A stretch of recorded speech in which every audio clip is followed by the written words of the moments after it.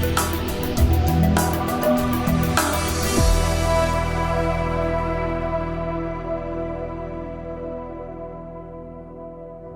day, my name is Elfreda Jonker. I'm the Cloud Portfolio Manager at Alphinity Investment Management. Today I have Mary Manning with me. She's one of our portfolio managers in the global team, and today we will be discussing two key themes post the recent reporting season. So Mary, there were two things that's come out and gaining a lot of attention and also seeing it in the share prices post the recent reporting season.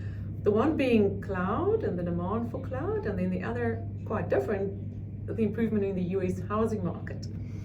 So can you maybe start off by just discussing what you think is going on with cloud and why are we seeing this huge increase in demand suddenly?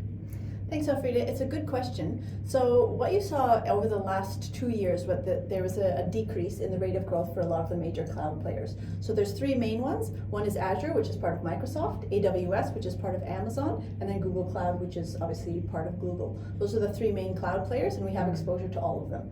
And during 2022 and the first part of 2023, you saw what's referred to as optimization. So companies, when they had their tech budget, they were making cuts, and some of those cuts were in terms of the spending that they were making on cloud.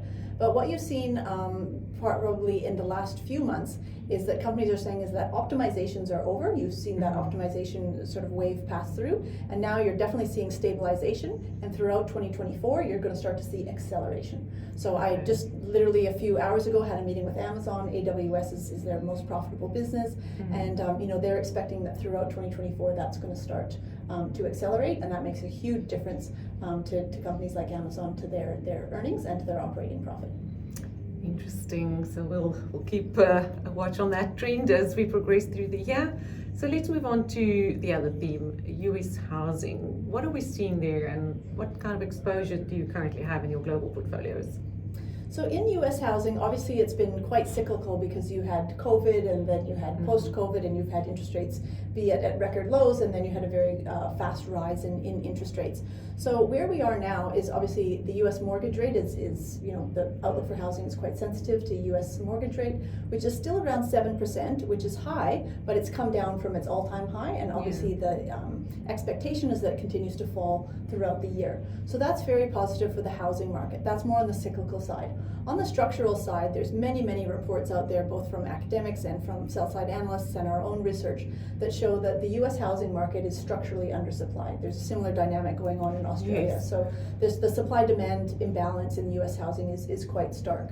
So when you have the combination of that, structural story that's in place, and now with mortgage rates potentially falling, and the fact that COVID bubble in terms of home improvement has sort of gone through and we're out the other side, it creates a very powerful story for stocks like Home Depot. That's one of the stocks that have recently gone into the portfolio because it has sort of that cyclical and that structural tailwind, and you're just starting to see that in earnings.